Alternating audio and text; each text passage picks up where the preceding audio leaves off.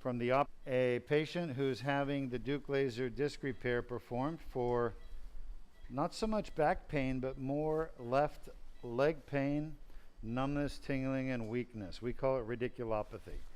Now she has on her MRI some discs at L4-5, L5-S1 that are torn and bulging out, and we believe that that's the source of her symptoms. She also has a nerve test that confirms that she has pinched nerves on the left side. So, all right, are you awake?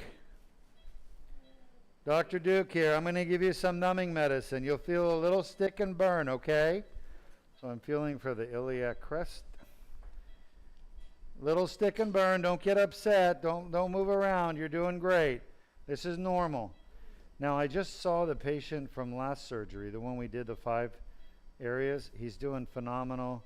He told me he loves me, and he did. And I don't think that's the medicine, by the way. He's very happy, and he's interacting with the nurses and doing really good. So I'm really happy for him. I think we're hitting the iliac crest here. Yep. So I'm going to start a little more north. You're fine. Lay still. You're doing really good. Num num. So basically, he's going to be able to leave soon, and he's probably got another 30 minutes before he's ready to go.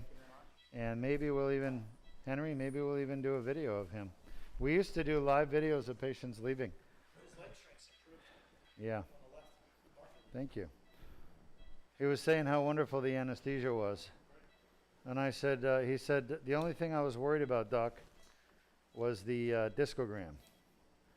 And I said, well, he said, the only thing I was worried about, and I said, let me guess, when I was hammering the dilator in. You know, everyone talks about how I hammer that thing in. And he said, no, it was actually the discogram that had me worried. And I said, well, you don't remember it, right? And he said, I remember the first one. So, doctor, how do we improve that? Sean?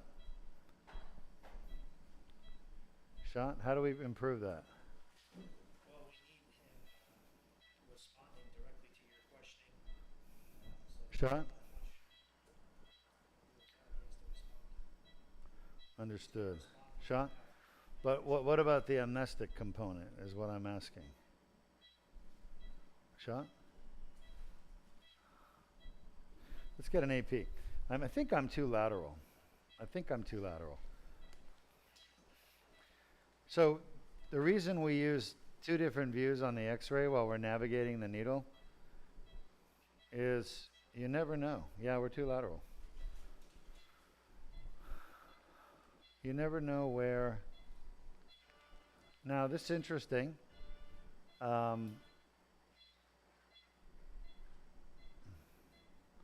She has a little bit of a spina bifida there, what's called spina bifida occulta.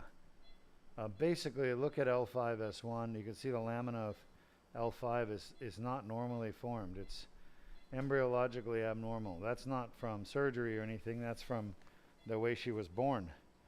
And it's not uncommon for people to have spina bifida occulta. Shot?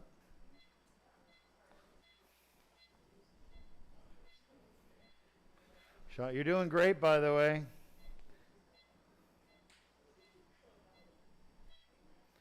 I'm just trying to get us to where we need to be, and I appreciate your patience. She's doing wonderful. What is spina bifida occulta? Well, basically, just lay still. You all right? The alignment of the needle looks perfect. Yeah, it's going real well. We just need you to lay still for a few more minutes. Let's get an AP. Spina bifida occulta is a condition where the normal development of the spine in utero inside of a baby, a developing baby, does not occur properly. And it's very common, And the vast majority of the time, it's totally asymptomatic. People don't even know they have it.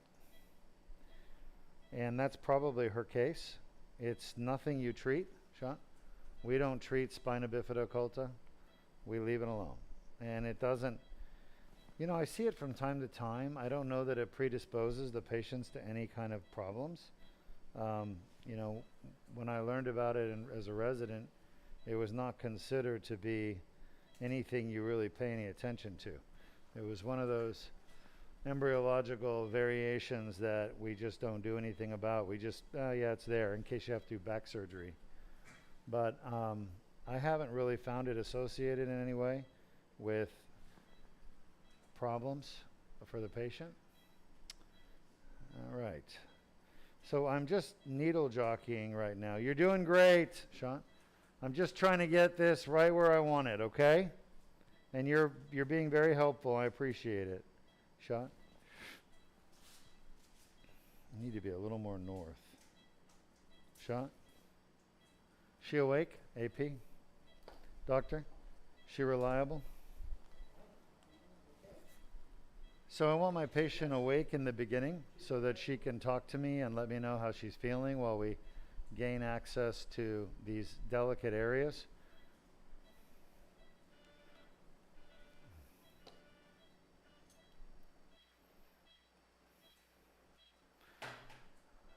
The spina bifida occulta is where the back of the spine is open, and she has a very minimal defect, a very minimal abnormality. I've seen ones where the whole lamina are missing completely. She doesn't have that. She has more of what we call a segmentation anomaly, which is a segment of the spine is not developed properly. And again, no symptoms, no problem. The fact she's got a herniated disc here that's painful, I think is probably inconsequential. And then it just happens to be related to this segmentation abnormality she's had her whole life. Now, someday we could find out that that's perfect positioning. People with segmentation anomalies. Let's just go back to that for a second. I want to show the audience, no, go back to an AP. I want to show the audience a little bit while we're here. And for her, you know, for her benefit, she needs to know. Just take a nice AP. Get me a nice AP, and I'm going to have you show me the pedicles of 4, the spinous process of 4. Yeah, all right, good. So, folks, look at this perfect vertebral or vertebrae above. There's the spinous process, like the little nose. There's the eye. Show them the eyes. There's the eye. Show them the eye of the one above. Show them L3. Yep. Show them the other eye. See how L3 and L4 look the same? Now look down below at L5. You don't see the pedicles. You don't see the nice nose. You don't see, it looks different. It looks weird. Well, believe it or not, that is what I believe to be an anomaly of her development.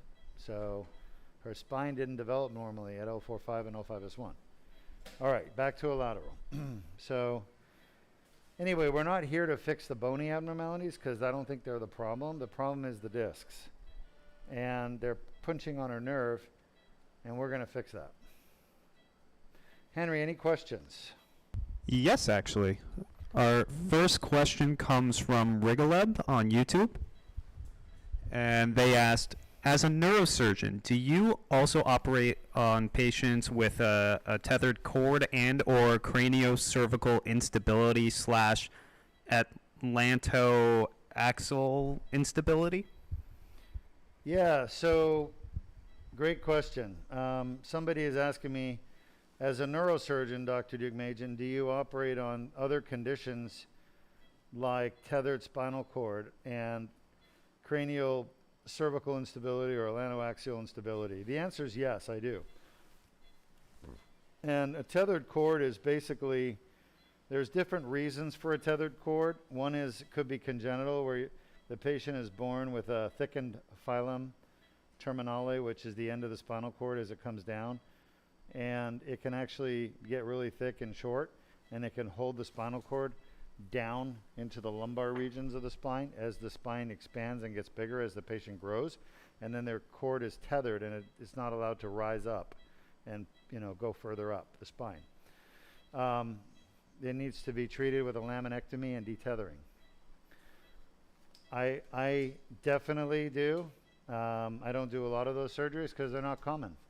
And as far as the other conditions, craniocervical instability, C1, C2 instability, absolutely, I treat those. I do C1, C2 fusions. I do occipital cervical fusions. As a matter of fact, I was a developer of a system that's widely used today for occipital cervical fusions. And I developed a plate that attaches to the skull. Better than any other plate out there. Unfortunately, I was young and foolish, and I just gave my invention away. But it's fine. But there's a lot of people, I'm sure, that are benefiting as a result. But I was part of a team that developed a posterior cervical fixation system, including an occipital plate. And the occipital plate was my baby, my design. Okie dokie. We're headed towards the L4-5 disc, right, Luis? Yes, sir. And we're supposed to be? Shot? Shot? Yep. Shot? You okay? AP? So I'm checking my lateral views and my AP views.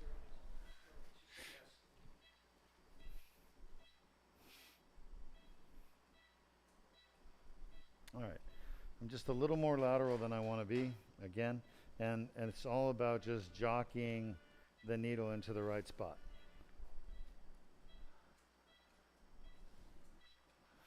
Thanks.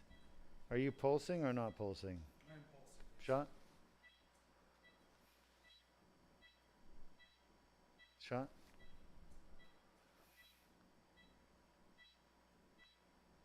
Shot? You feeling anything at all?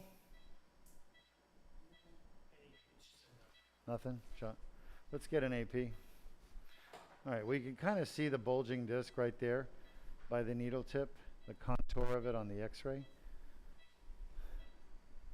Let's see where we are. That's pretty darn good. Let me try just to get a little bit more medial. Any questions from our audience? Is that it right there?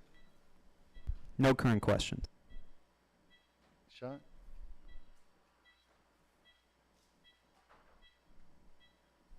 Shot? You okay?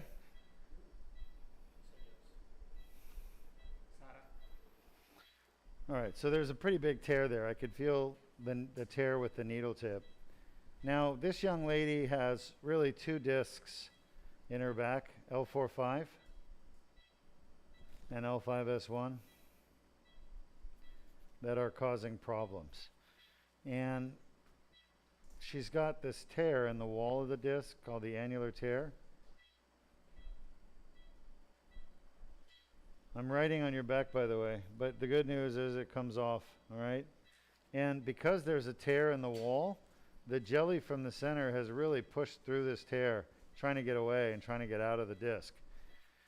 And that's happening at two discs. So we're going to go in there and we're going to remove the jelly that's pushing on the nerves, and we're going to clean them up. What's going on?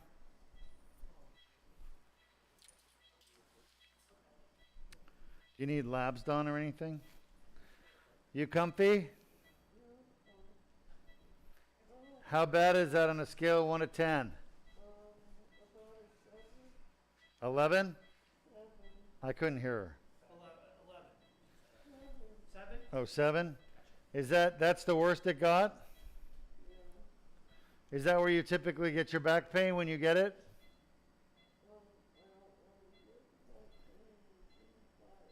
I couldn't hear it. You said you don't get... If you get back pain, is this what you typically get? Yeah. So it's concordant. It's a 7/10 at 4/5. And there's num in there? Yes. Is that better? Yeah, I can see she's got a lot of inflammation, and that tear is very swollen and edematous. You can just tell by the contour. You better now? How bad is that on a scale of 1 to 10? And is that where you typically get your pain? All right, we're going to put you to sleep. When you wake up, we'll be done, all right? You did really good, by the way. You're going to do great. You're going to be very happy with this, yeah. So we found the L5-S1 is worse, clearly. She saw her react. Her body came up, tensed up. I didn't tell her I was injecting, but clearly that bottom disc is the worst of the two. Let's go ahead and show our audience, why do herniated discs, bulging discs, why do they cause back pain? Why do they cause leg pain?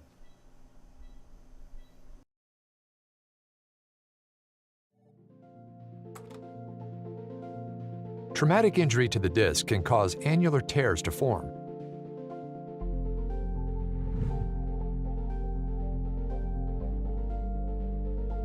Pressure on the disc causes herniation of the nucleus pulpus through the annular tear. Inflammatory tissues develop within the annular tear, causing back pain.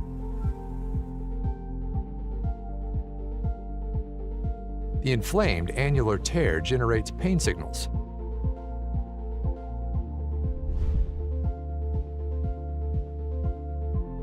Additional injuries can cause symptoms to worsen.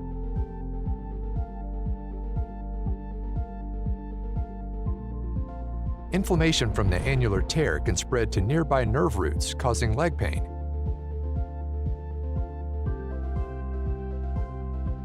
Signals travel up nerves to the brain, causing localized back pain.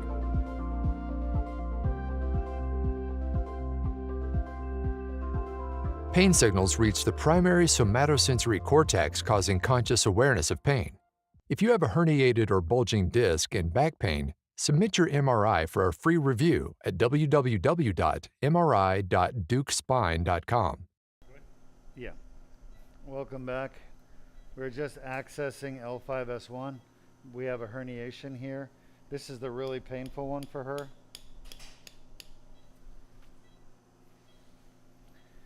And she has a little bit of listhesis here as well, which is a slippage. The L5 is slipping on the S1 forward. Not a concern for me. It doesn't need to be fixed. There's lots of people with slippages that don't have any symptoms, and we don't fix them. We leave them alone. Shot?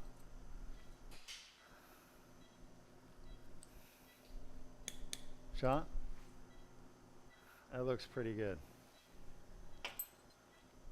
All right, let's show our audience, what does this Deuk laser disc repair procedure actually do? How does it fix the problem? I can't get it.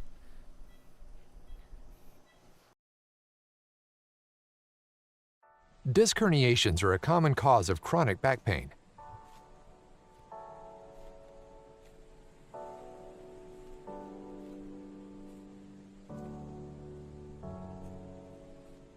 The inflamed annular tear causes back pain. Inflammation of the nerve roots causes leg pain. A Band-Aid-sized skin incision is made.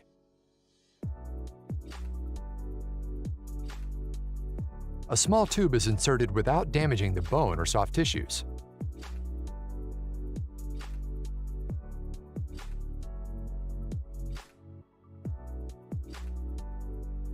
The laser removes the herniation and debrides the annular tear.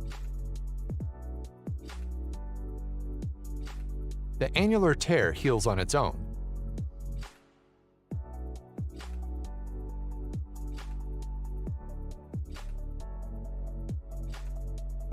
If you have a herniated or bulging disc and back pain, submit your MRI for a free review at www.mri.deukspine.com. All right, welcome back. So hopefully the video has explained to you why people have a tear that becomes painful and how we fix it with the endoscopic surgery. You saw in the video there's a tube that goes in. That's this tube right here. And then we use the scope, which has a light source at the end, irrigation, and we can put instruments down this working channel. That's what it's called. All right? Again, this is endoscopic spine surgery. They're going to let you know? All right. Eyes up. Thank you. Yep.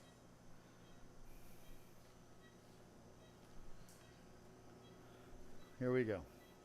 We are now inside the L5-S1 disc. How is she? Still okay. I don't have any movement, so we're great. Here, if you want to lighten her up a little bit, you're welcome to. I figured. You can see there's a tear here in the disc, an annular tear. We're going to clean that up. And remember, her what?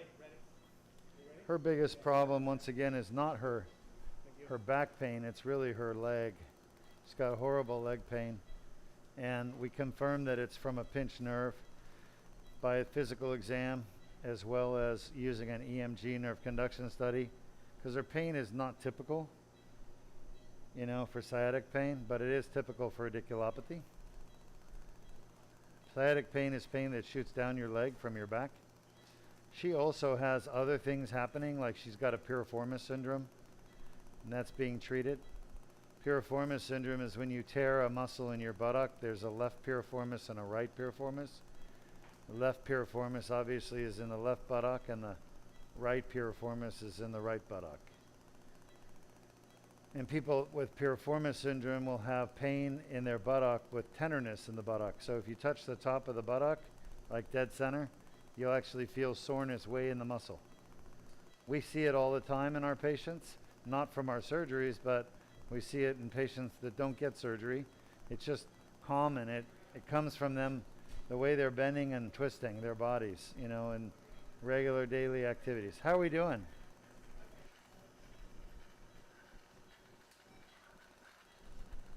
How's it going?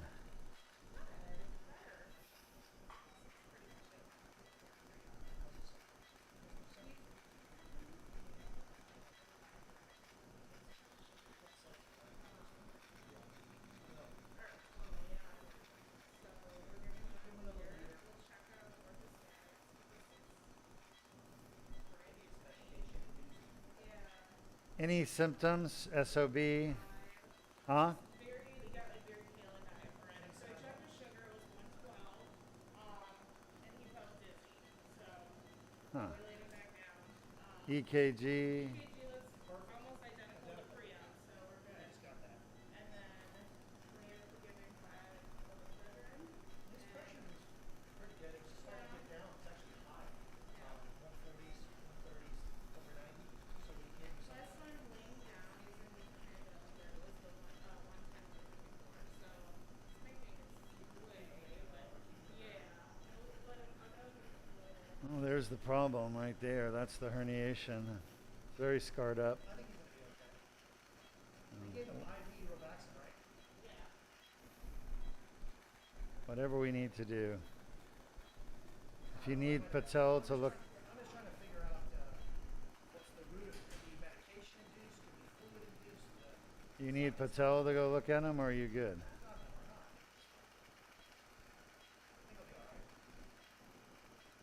All right.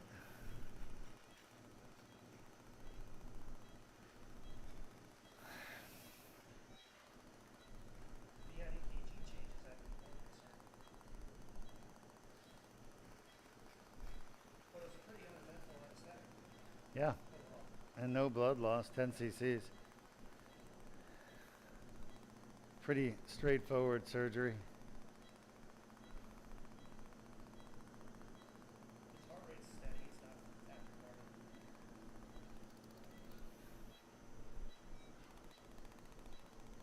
All right, folks, any questions? This is all scarred, by the way. This is massive wad of scar tissue from chronic inflammation at this tear at the back of the L5-S1 disc herniation. That's what we're seeing right here. And this has been going on for many, many years. This poor thing has probably been suffering for years, like many people, not knowing how to get out of pain, not knowing how to get relief. going to the pain management doctors. All they're doing is giving pills or shots that don't last very long for this problem. It's not a pain management problem. You can't fix this with pain management. You need a real proper surgical procedure called the Deuk laser disc repair. If you know somebody with back pain or neck pain, send them a link to our website. They can learn more about why they could have it. And we even offer free MRI reviews where we go over their MRI with them to better understand what's happening and why it's happening. This scar tissue to me looks 20, 30, maybe even longer years old, like 30 years old. That's how long this, look at the calcification here is massive. A lot of calcium deposits. This injury is very old. It's not a new injury. This blue stuff may be newer, but the medial stuff towards the nerve root is definitely older. It's been around for a while. Now that's a big hard mass right there. What that means is that's pushing on the nerve. I could not grab that out even if I wanted to with a grabber because it's too hard. Here we go. This is probably the end of the herniation, the outside of it. Any questions from our audience, Henry? No current questions. All right, let's, you know, if we weren't able to do the Deuk laser disc repair, the next best alternative would be a type of fusion that we have done many here at Deuk Spine. It's called a transforaminal lumbar interbody fusion, or TLIF. It's done by cleaning out the disc completely and putting in plastic cages. We say plastic, but they're not really plastic. They're actually made up of polyether ether ketone. It's carbon, and it's ketone based. Wow, this is where the nerve's just getting crushed right here. This is like a giant, like a rock, a hard rock pushing on the nerve just underneath it.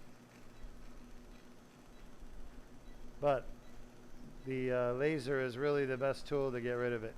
You're all right, dear.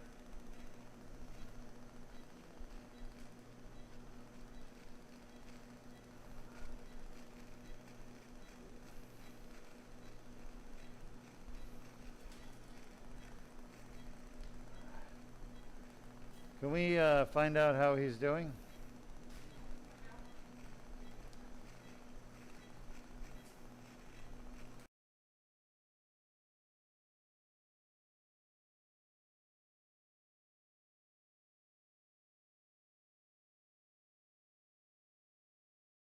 Deuk laser disc repair, a comparison with traditional spinal fusion surgery.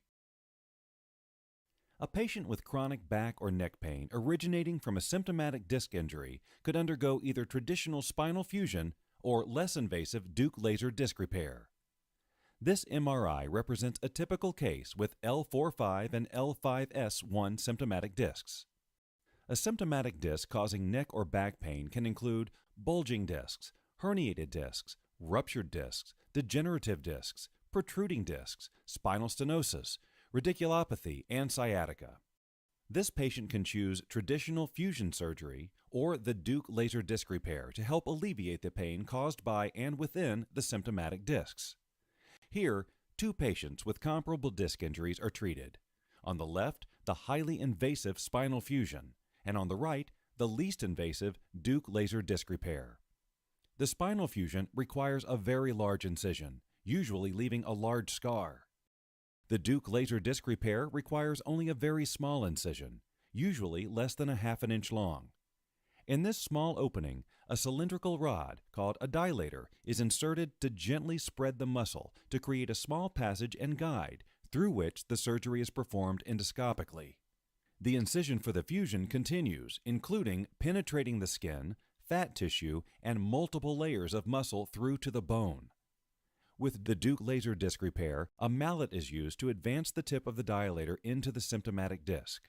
A tube, called the tubular retractor, slides over the dilator and is carefully positioned into the disc, again using the mallet. The rest of the entire Deuk laser disc repair surgery will occur inside this narrow tube.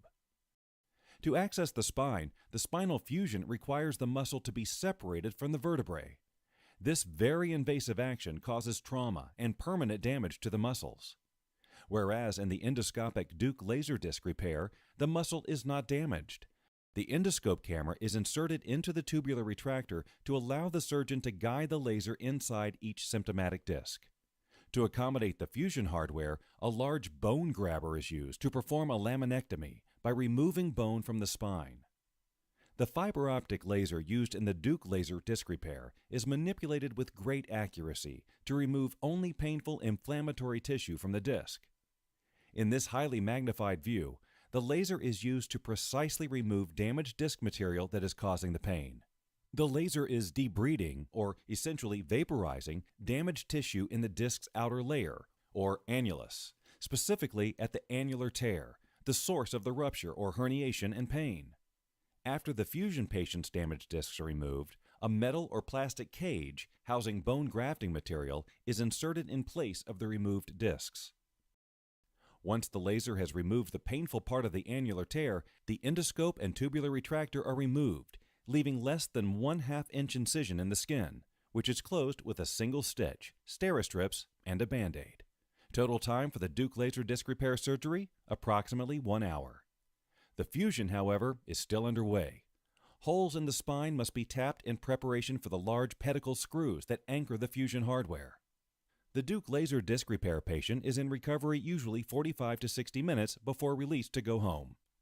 The fusion screws are inserted into the bone, as shown in the X-ray. After all screws are in place, rods are used to connect the screws together to prevent movement of the secured vertebrae. Cross-links are added to bridge the rods together for additional stability. Fusion hardware, by design, is to fuse joints that normally move, preventing natural movement in the damaged portion of the spine. Whereas with the Deuk laser disc repair, there is no loss of movement. Normal movement and flexibility of the disc and joints is preserved. The Deuk laser disc repair patient is soon back home, enjoying life, with a very fast recovery, allowing normal activities without pain. Meanwhile, bone graft material is placed throughout the fusion surgery site. These morselized pieces of bone will eventually grow together to help promote the fusion process. Prior to closing the wound, a temporary drain is installed to allow excess fluid to drain. Average surgery time of a traditional 2-level fusion is 2.5 hours, with an additional 3 to 4 hours in the recovery room. As we've seen, in comparison, a spinal fusion requires a much larger incision and results in a significant amount of scar tissue. The Deuk laser disc repair's 1/2 inch incision leaves no scar tissue around the spine or nerves. A large amount of bone is removed with a spinal fusion. With the Deuk laser disc repair, no bone is removed. Each disc is accessed through a natural opening in the spine. The entire disc is completely removed in a spinal fusion, even though only 5% may be damaged. The Deuk laser disc repair leaves the normal parts of the disc in place and removes only the painful annular tear on the damaged disc. Fusion requires hardware, including screws, rods, plates, etc. The Deuk laser disc repair does not require any hardware. The patient is totally hardware-free. Fusion surgery is very invasive. Cutting and moving the muscle structures and tissues for a spinal fusion causes trauma, resulting in permanent damage to the muscles. Whereas with the Deuk laser disc repair, there is no damage to the muscles. The Deuk laser disc repair is the least invasive surgery available to repair a damaged disc. With spinal fusions, patients are required to take highly addictive narcotic painkillers, which can cause constipation, bowel, and bladder complications. Due to the minimal pain, narcotics are not needed with the Deuk laser disc repair. Spinal fusions have a high risk for infection. The Deuk laser disc repair has a very low risk for infection. In the 7 years the Deuk laser disc repair has been performed, there have been no infections. Spinal fusion surgery has a very long recovery and requires a great deal of physical therapy and time to heal from the trauma in the muscles and the spine itself. Whereas the recovery from Deuk laser disc repair is in a matter of hours or days, rather than weeks or months. With fusion, the spine is being fused together, losing movement. Whereas there is no fusion with the Deuk laser disc repair. Normal movements of the joints in the spine is preserved. Spinal fusion results in loss of mobility. There is no mobility loss with the Deuk laser disc repair. In fact, most Deuk laser disc repair patients experience improved mobility after the surgery. The Deuk laser disc repair is FDA approved. All the instruments and equipment used are FDA approved. This proprietary surgery itself has been peer-reviewed and published and is performed exclusively at the Deuk Spine Institute. With the highest published success rate of 95%, the Deuk laser disc repair is proven to be the most successful and least damaging spinal surgery in the world for the treatment of symptomatic damaged discs causing back pain, neck pain, sciatica, and radiculopathy due to herniated, degenerated, or bulging discs. All right, welcome back, folks. We're just showing you there a comparison between fusion, I believe, right? And Correct. laser. A fusion is called a TLIF, or transforaminal lumbar interbody fusion. Very common type of fusion done. In my opinion, it's the best type of fusion if you're going to have a fusion done. Well, we are just about finished here with our first disc. This is the L5-S1. I need 30 more seconds on this disc, and then we're going to go to the L4-5. You can see all this was herniated. It was honestly a lot like concrete. You can still see some of it right here. This is old scar tissue, literally 20, 30 years old. So this injury that she has at L5-S1, I can tell you right now, it's been going on for a long time. Just doing these surgeries every week, seeing these discs from the inside, I can tell you this thing is a very old injury. And you know, the thing is, people, once they get that first injury where they tear the wall of the disc, the annular tear, then they continue to make more injuries over the years, you know, through lifting, bending, carrying heavy things, whatever it is they're doing.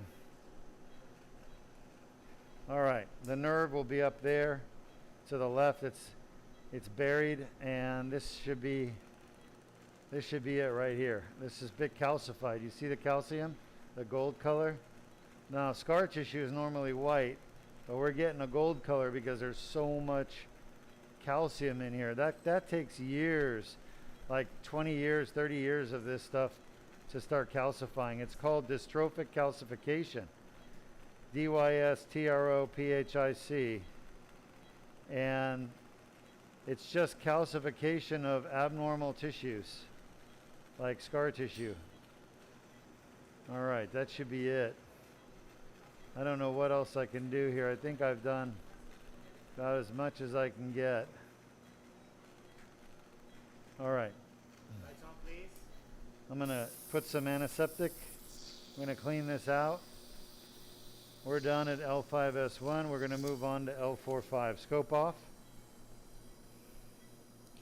Can you look into more of these light cables too, Luis? I'm sorry, light The cable. light cables? What do you mean? Because the pixelation? I think it's These. These? Yeah, we can. Used.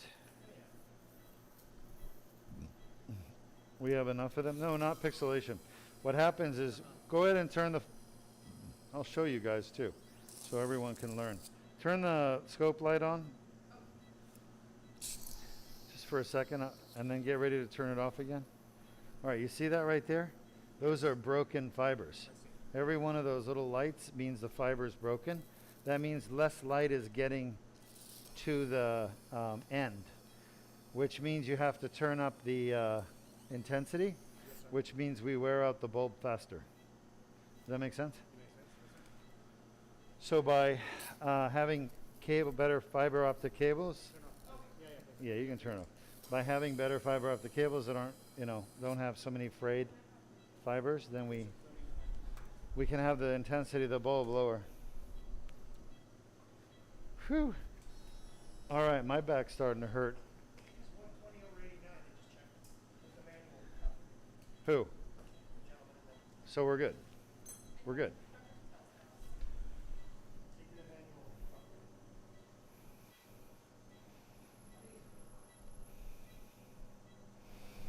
the manual. All right, folks. We are at this point finished with the first disc. That's the bottom one, L5-S1. Now we're getting ready to do L4-5. We have a couple questions. I'd be happy to take the questions. First question comes from Rhonda James on YouTube. Hi there, Rhonda. Welcome to our live stream from Deuk Spine Institute.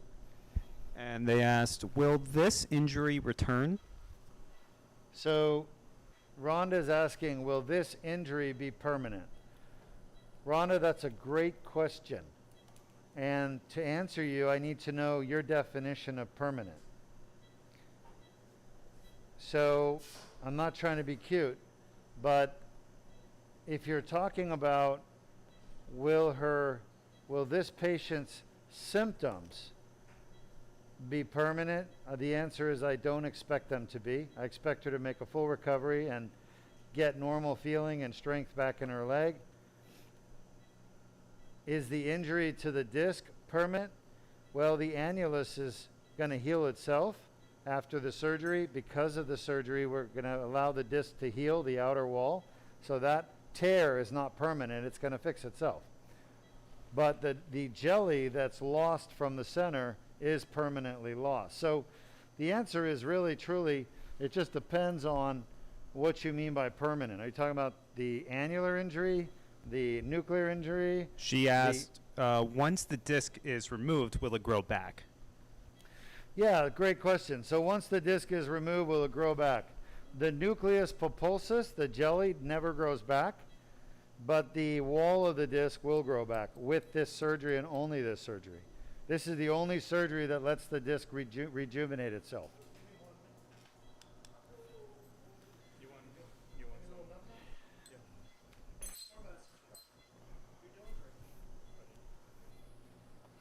Yeah. All right, what is the next question? Next question comes from Paul James on Oh, YouTube. wait, before we go further, I do want to say, is it Rhonda or Wanda? Rhonda. Rhonda. Rhonda, just lay still, you're fine. Look here, Rhonda, there's a tear in the wall. This is the wall of the disc. So trauma many years ago created a tear, and then the jelly from the center is pushed out through the tear, right? So you have a herniation, and you have a torn wall. When I use the laser, I come in and I remove all of this jelly, and then the tear in the wall can actually heal itself because there's no more jelly blocking it. So the wall will heal. It's not a permanent injury as long as we do the Deuk laser disc repair. I want you to go back, Rhonda, and watch the video that we played, the Deuk laser disc repair video, the animation, and you can see after the laser removes the herniation and cleans the tear, what happens? The tear seals itself, right? So that's what's going to happen. The disc will heal itself. So the injury will not be permanent. Is that it? Shot?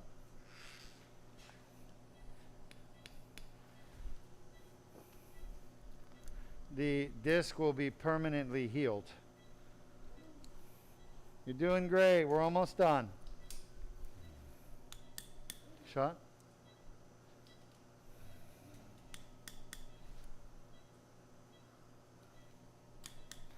All right, what other questions do we have? This next question comes from Paul James on YouTube. Hi, Paul. And he asked, will this patient experience some pain relief? So Paul is asking, will this patient experience pain relief? Absolutely, Paul. If the patient has pain from a herniated disc and we fix the disc with the Deuk laser disc repair, that disc pain will be gone. So our patients typically get 92% of their preoperative pain in the back goes away permanently with the Deuk laser disc repair. And that's at 6 years follow-up.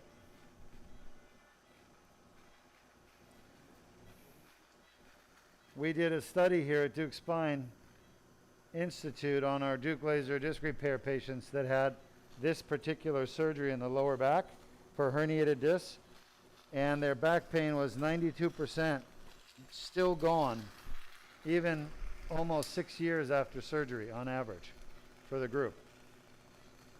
There's no surgery in the world that has that good of a record besides this. So yeah, this is the surgery you want if you're having back pain.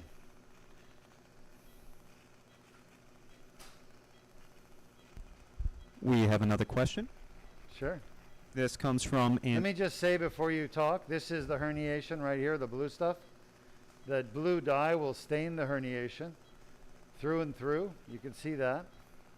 And it helps me find it. Makes my job a little bit easier. It also helps you guys see it as well. The white stuff that doesn't stain is scar tissue or bone or annulus. All right, sorry to interrupt you. Go ahead, Henry. You're good. This next question comes from Antonio on Facebook. Hello, Antonio. Welcome to our stream. And they asked, has the doc ever had the same back issues that he works on? Antonio, funny question. Has Dr. Deuk Mage and myself ever had the same back issues that I'm working on? The answer is no, I have not. I've been very blessed and fortunate. I have not had a back injury that I need to have surgery for. I had a herniated disc myself. I still do. It's in my lumbar. It doesn't cause any pain at all. It causes no leg symptoms, no back symptoms. It's probably related to working out in the gym. I used to lift heavy weights. I was a bodybuilder. I don't know why I have it, but obviously I had some kind of a trauma to my disc. Probably soccer, basketball, who knows, in my past. Huh? Soccer, right? I don't know. I honestly don't know. The truth is that whenever I got my tear, I don't remember it because I don't remember having back pain ever as a kid. But a lot of people don't remember it. But then when I got my back pain as an adult, it was around 12 years ago, and I had my daughter on my shoulders in the pool. She was sitting on my shoulders. She was about, 4 or 5 years old. She didn't weigh much. But my God, I had a sudden explosion of back pain, but it only lasted like an hour, and then it went away. So I've been lucky in that my back pain didn't last, and I've never needed surgery. So, but if I did, I'd have to operate on myself. So I know I've got the right team. Now I just need a big mirror.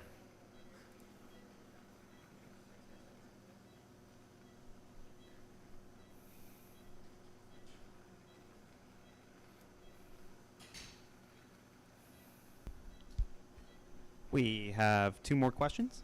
Yeah, keep the questions coming, folks. I love them. These are pieces of herniation, by the way, that are floating up, in case you're wondering. 10 minutes sounds about right to me. Yes, we'll take the next question. These next 2 questions come from Johnny on YouTube. Jonda? Johnny. Oh, Johnny. Hi, Johnny. And Johnny asked, do you also need to do an endoscopic rhizotomy with this procedure?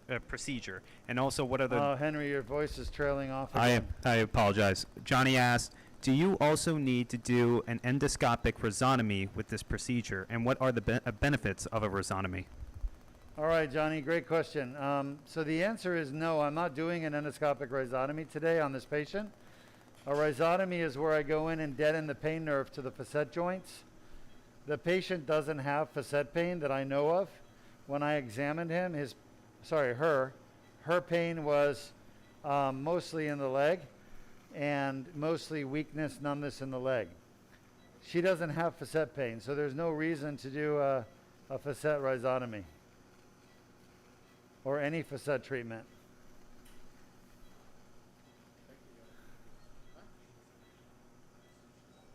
That said, about 15% of our patients, there's another piece of herniation.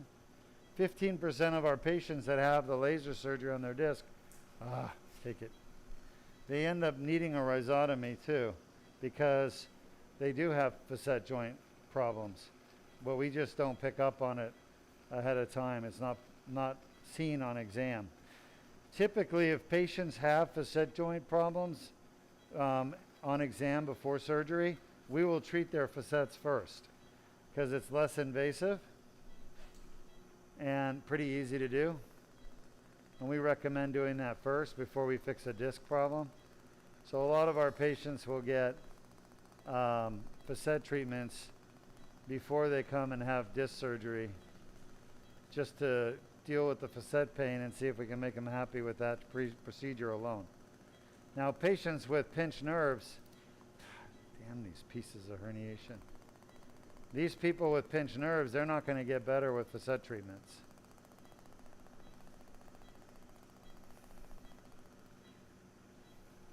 This disc is pretty badly damaged. All this junk in here is just scarred up herniation. This has clearly been going on for a really long time. This is not a new injury. This is at least 15 years old, 10, 15 years old. Look at it all. It just is not a soft disc here. This is a really badly damaged. There's a terminology for this kind of an injury in the business. We call it internal disc disruption, IDD. And it sounds like IED, but it's IDD. And like IED, this is like an explosion inside the disc that creates tremendous damage to the disc itself. And that's what we're dealing with. She's just shattered the inside of her disc pretty badly. So, and this is kind of why she's having her symptoms, because this shattered inside of the disc, it's not really bulging out on the MRI. You don't see it as well. But when she stands up and starts walking, it's gonna, because the disc and the structure of the disc is totally incompetent. Is she okay? Yep. Just fixing her mask. Because the structure of the disc internally is unstable, incompetent, it's just been blown up. Because of that, it's fine. Yeah, because the disc has been so damaged internally,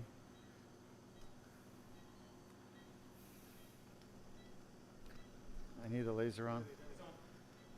Oh.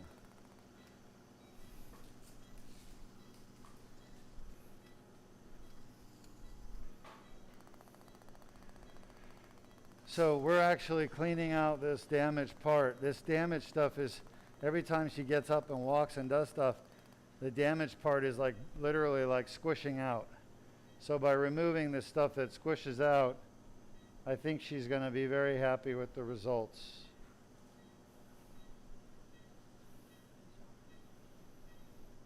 This is all part of the tear.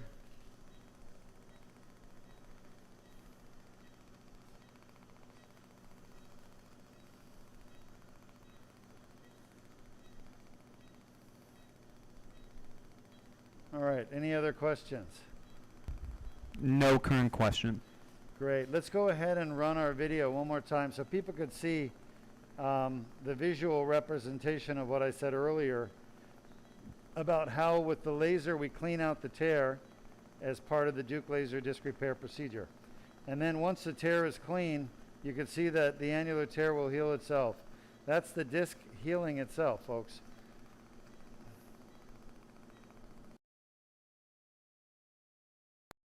Disc herniations are a common cause of chronic back pain.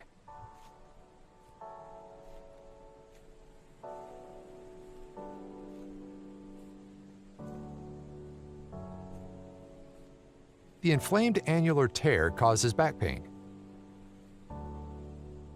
Inflammation of the nerve roots causes leg pain. A Band-Aid-sized skin incision is made.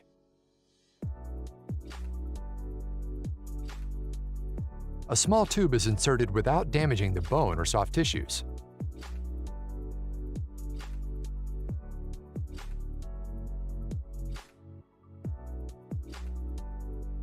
The laser removes the herniation and debrides the annular tear.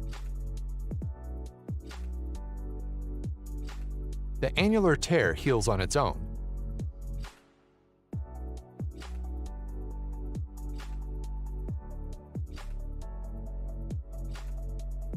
If you have a herniated or bulging disc and back pain, Submit your MRI for a free review at www.mri.deukspine.com.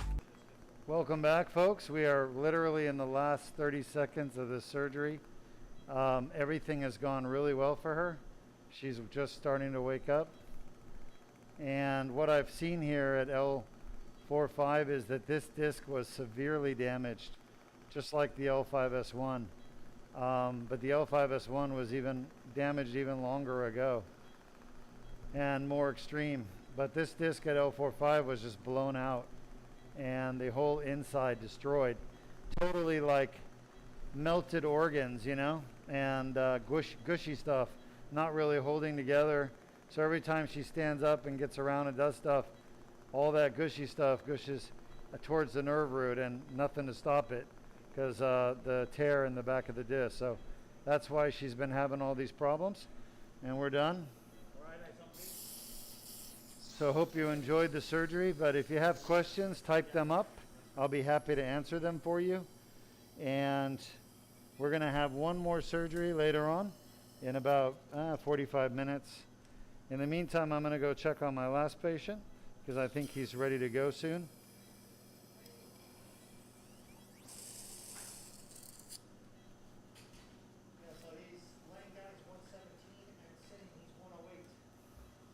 Getting better. Getting better.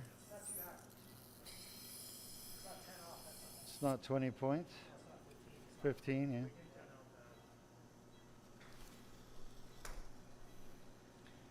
All right, let's show the audience the incision, how small it is. We call these Band-Aid incisions because, well, that's exactly what they are, folks. They are Band-Aid incisions. We put a little Band-Aid on there.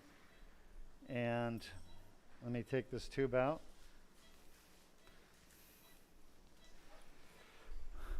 What bleeds typically, if you get any bleeding, is going to be a vein in the muscle. And sometimes when you dilate through the muscle, you stretch a vein and cause it to tear. And the nice thing about vein bleeding is it's low pressure. Low pressure means it's about 10 millimeters of mercury versus systolic arterial pressure, which bleeds at a systolic of about 120. So you're looking at a 10% pressure with a vein versus 10 times more pressure with an artery. And all these bleedings are, with surgery, are generally vein bleedings. Unless you're in there cutting around like a normal open surgery, then you can get artery bleeding. She's welcome. The patient just said thank you to our team. You did great, by the way. We got it done. You did awesome. She going to remember this conversation? You did awesome. Everything went really good. No problems, okay? So you're going to love watching the video. So today I went a little big on the incision. Instead of 7 millimeters, I'm about a centimeter, 10 millimeters. So still a Band-Aid incision. All right, go ahead and type your questions up, folks. Yeah, and I'll be happy to answer them for you, okay? Type them up, and I'm coming over to talk to you in just a few minutes. Thanks, everyone. Great job. You've been watching the Deuk Laser Disc Repair.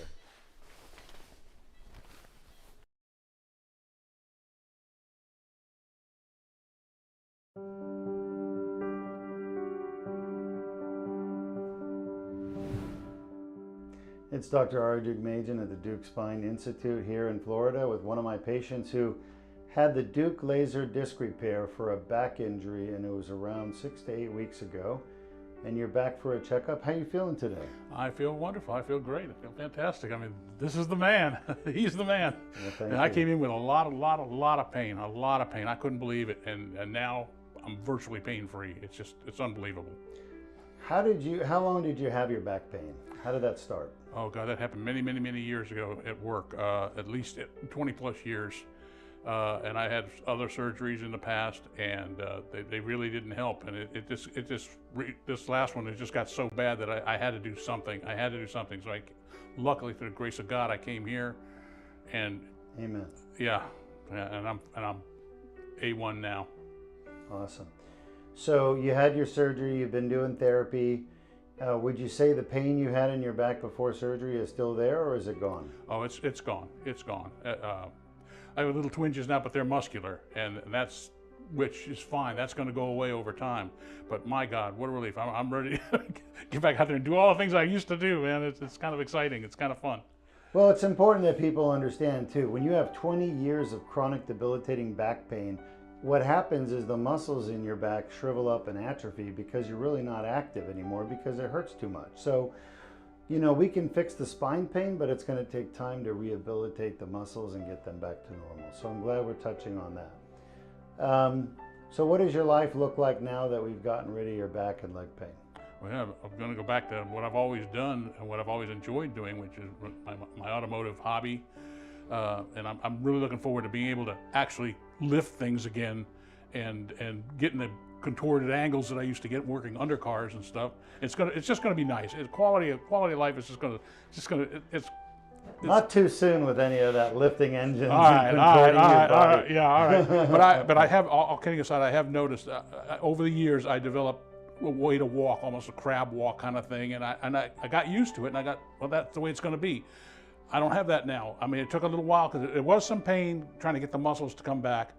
But my God, you just stick with it. If you got to get it done, stick with it, because you're going to get better. You're going to get better. Well, congratulations. Is there anything you want to say to wrap things up to your audience? He's the man. Come see this guy. All right, congratulations. Thank you, doctor. You're God welcome, bless. sir. God bless you.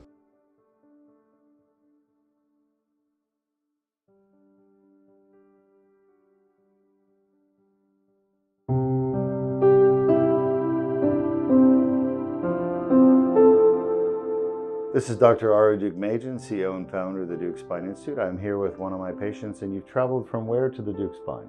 Idaho. Idaho, with your lovely husband, and we've had a few conversations. She came here to have her back fixed. How long have you had back pain for? For over 7 years. Okay. And what kind of work did you do before you retired, if you don't mind me asking? It was desk work. All right. And so you had back pain for 7 years. Did you have an injury to your back, or did it just kind of gradually come on? It just gradually came on. I actually noticed it first in 2015 when I was gardening and I couldn't be up there for 8 hours. I was into it for about 4 hours and I had to take a break. And as time progressed, my breaks got longer and longer, and the amount of work I did in the garden was less and less. Understood. And you're retired now. So what's it like having back pain limit your ability to do stuff when you're retired? For me, it's very frustrating. I can't do that what I want to do. So we kept seeking solutions and nothing was working. They did work for a short while, but that short while decreased over time. It was shorter and shorter.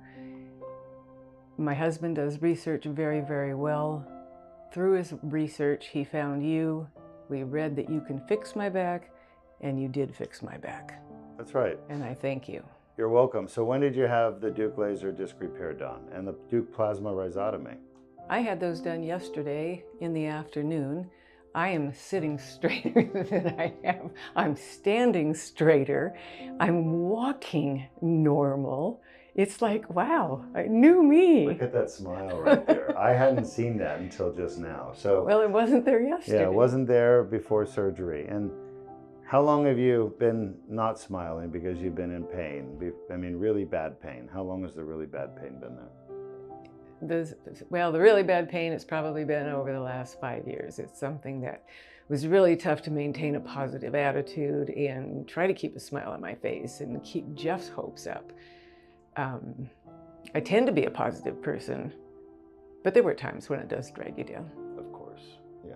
It's hard living with chronic pain, and especially with loved ones, they have a hard time, you know, relating. Of course, they want to be supportive, and your husband is a very supportive man, obviously. And he's a pleasure to meet. I know he's an author as well. Yes. And so what are you going to do now that you've had the surgery? And you could see actually the Deuk laser disc repair procedure she had done yesterday. You can see right here, we went into the discs that were damaged. You had 2 annular tears. We tested your discs during the surgery, and indeed they were causing your pain. So we verified that with our discogram. and then I went ahead and used the laser to clean up the tears that were causing your pain and get rid of that source of pain for you. And here you are, you're doing fantastic. How much of your back pain from before surgery do you still have? Oh, virtually nothing. It's gone. It's gone. Cured. My lower back, I have not been without pain in my lower back until your surgery. It's constant, it's always there. I've never been without it.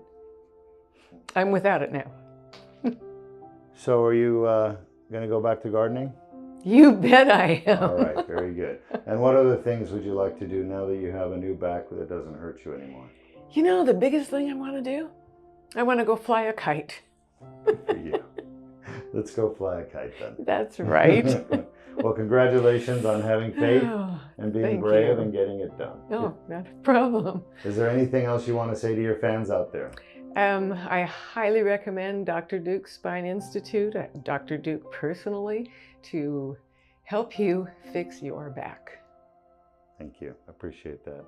All right. Safe travels. Phew, that wasn't too bad, was it? It was wonderful.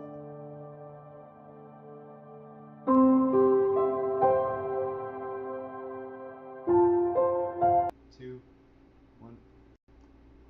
All right, Dr. Ara Deuk-Machen here. Another successful Deuk laser disc repair to eliminate someone's chronic back and leg pain. In the case of this young lady, she had 20% back pain, 80% left leg pain. Most of her symptoms were down by the L5-S1 region below the knee in the calf area. But she definitely had back pain as well, which we found. And she had just learned to kind of baby her back. Now, what was interesting about this particular case, a couple of things. Number one, just as an overall view, the surgery went really well. I was very pleased. We didn't have any issues. We actually got into L5-S1 pretty easily. Didn't have to struggle a lot. She didn't have anything really too unusual. She did have the congenital abnormality where she was born with, you know, kind of like what you're seeing here, no real spinous process and just some hypoplasia, or kind of what it means is not really well developed, small lamina and stuff, and weird pedicles. But I was able to get in pretty easily and get the L5-S1 fixed. Now what you saw at L5-S1 was there was this, man, that was like a giant scarred ball of herniation, just totally calcified and scarred. It was literally like, if you remember the old rubber balls when you were a kid, the super bouncy balls, you bounce them on the street, they went up real high. You know, we call that a elastic collision. They were elastic balls. Long story short, they're super thick and rubbery. Super thick and rubbery. That's what that disc at L5-S1 was like. And it was literally just crushing the nerve roots every time she got up. We saw that on the nerve test. You know, when she came to me in the clinic and she was complaining about this pain below her knee, really absent kind of shooting pain from the back down, I was very skeptical about it. And I thought maybe this isn't coming from her back. Maybe it's not a pinched nerve. But once we got the nerve test, it confirmed that it definitely was a pinched nerve. So it just goes to show you how some people present with symptoms that are not typical, that you would expect out of a textbook. And it's actually more common than you would think it is. So you always have to be aware as a doctor that maybe patients will present to you in a way that's not standard or typical. But when, you know, enough of the objective findings, like nerve test, physical exam, history, when enough of that stuff comes together and it points in a direction, then that's your most likely diagnosis. And especially if you've eliminated the other potential causes. One of my favorite sayings for Sherlock Holmes has always been, once you've eliminated all the impossible, what you're left with, no matter how improbable it is, must be the truth. And that's from Sir Arthur Conan Doyle, who wrote Sherlock Holmes. And it basically means when the truth doesn't seem to be the truth, if you eliminate all the other possibilities, what you're left with must be the truth. And sometimes our minds don't want to accept the truth for what it is. But in the case of this patient, I felt we did the right surgery. When I got in there and I saw how hard that thing was, I realized every time that poor woman was getting up, her bones were slipping just a little bit, pushing that hard mass of, scar tissue backwards towards the nerve and crushing the nerve. That would be the L5 and S1 nerve root. So I feel really good. I think she'll do fine. We had very little blood loss, and in the end, it was very successful. The two discs were very different. The bottom one was really old and scarred up, like that elastic ball material. The one above was more recent, and when I mean recent, I mean probably it's still around 10 years old, 15 years old, but it looks like she just nuked that disc. It just, a grenade went off in there, blowing all the nucleus into little pieces and ripping the annulus and causing inflammation, which scarred the nuclear fragments down, but they weren't like a supportive structure that the nucleus is supposed to be. When you get up and put weight on your disc, your bones come down towards each other, and they would literally touch each other if it wasn't for the nucleus. But the nucleus's job is to absorb that impact and spread it out and distribute it throughout the two disc surfaces, between the two vertebral bodies, spread out the force. And in her case, there was no nucleus left, so every time she got up, she was literally just pushing all these little pieces of fragment of nucleus towards her tear, hence her nerve root. Anyway, do we have any questions? All right, well, I hope you enjoyed the surgery. We have an archive of all these surgeries for the last 10 years that I've been broadcasting them, and I'm keeping them. We have literally 30,000 hours of surgeries, including fusions in the neck, fusions in the back, fusions through the back of the neck, the front of the neck, laser surgery, cervical, thoracic, lumbar, carpal tunnel. Pretty much every surgery I do here, I record in high definition. We have a professional videographer, broadcaster who oversees the entire process. And I believe these videos are going to be very important in the future, because I really see a decay in the educational system in the United States, and I'm concerned that there's such a lack of priority by people in education that the right person will come along someday and take these videos and study them and learn what I've been pioneering for all these years to help people, and they will then apply it in their practice, and the art of what I do will not be lost forever. All right, we'll be back for one